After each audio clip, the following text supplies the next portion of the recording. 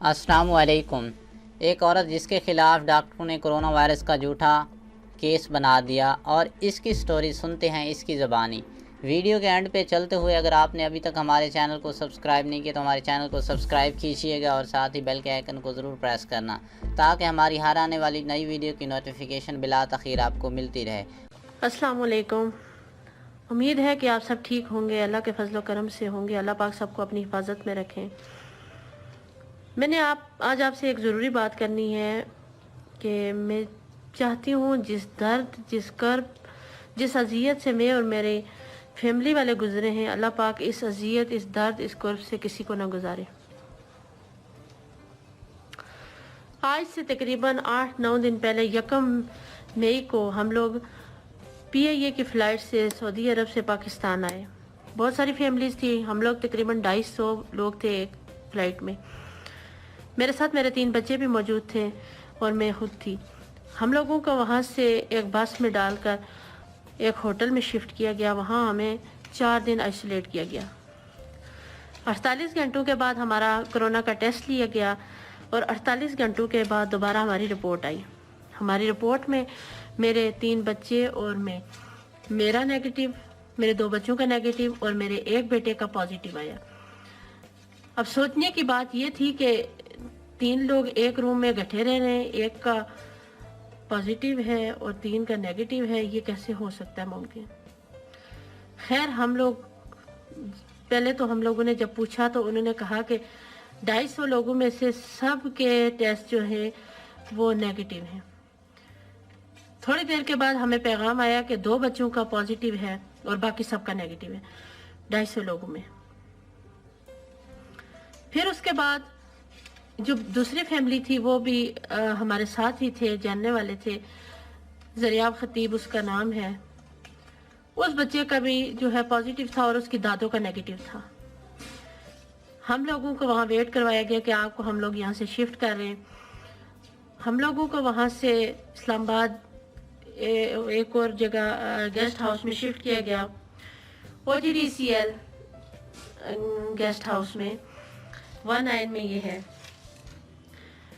हम लोगों के लिए एम्बुलेंस आई, एक एम्बुलेंस आई हम 2 फैमिलीज के लिए, मेरे 3 बच्चे, मैं और वो जो ज़रियाब खतीब है वो और उसकी दादो। बच्चों को बगैर किसी मास्क के, ग्लव्स के, बगैर किसी कवर किए उनको एम्बुलेंस में हमारे साथ बैठा दिया गया और साथ में हम लोगों को भी बैठा दिया गया, ये पता होने के बावजूद कि ये बच्चे 2 पॉजिटिव हैं और हम 4 लोग नेगेटिव हैं। हम लोग तो परेशानी में कुछ सोचे समझे बगैर बैठ गए और चले गए वहाँ से गेस्ट हाउस। जब हम लोग गेस्ट हाउस में पहुंचे तो यकीन जाने कि उसकी हालत इतनी बुरी थी कि वहाँ इंसान तो इंसान, हैवान भी होता वो भी देख के भाग जाता। जगह जगह हशरात पड़े हुए, कोई इधर से चल रहा, कोई इधर से चल रहा। लाल बैग इतने ज़्यादा कि आपको मैं बता नहीं सकती। वॉशरूम्स की हालत इतनी ख़राब, जो मरीज़ गया उसका साबुन वहीं पड़ा हुआ, उसका बिस्तर, उसका तकिया, सब कुछ वहीं पड़ा हुआ, कोई सफाई नहीं की गई रूम्स की। मैंने वहाँ कहा कि मेरे 2 बच्चों को एक रूम में रखा जाए और जो बच्चा मेरा इफेक्ट हुआ है उसको एक रूम में रखा जाए। तो मुझे नीचे डॉक्टर साहब की कॉल आती है कि आप अगर रहना चाहती हैं तो 3 बच्चों को लेकर इकट्ठा रहें, अगर नहीं रहना चाहती यहाँ से चली जाएं। खैर, मैंने उनसे कहा कि अगर आपकी डिग्री आपको ये बता रही है कि एक बच्चा इफेक्टिव है, 2 बच्चे साथ रखे जाएं उसके जो कि नेगेटिव हैं, तो आप बेशक फिर उनको रखें ही, नहीं तो मुझे भेज दें।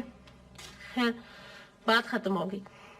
फिर उसके बाद ये हुआ कि एक रात तो मैंने वहाँ बड़ी मुश्किल से गुजारी, जो कि ये समझे कि इंसान किसी दलदल में फंस गया। मैं इतनी परेशान थी। वो तो मैं शुक्रगुजार हूँ वज़ीर आज़म आज़ाद कश्मीर राजा फारूक हैदर खान साहब के, जिन्होंने मेरी इतनी हेल्प की। उसके बाद फ़हीम अब्बासी साहब की, मलिक जुल्फ़िकार साहब की और फिर राजा अमजद साहब की, डॉक्टर मुस्तफ़ा बशीर साहब की, कि जिन्होंने रातों रात मुझे यहाँ मुज़फ़्फ़राबाद में शिफ्ट किया।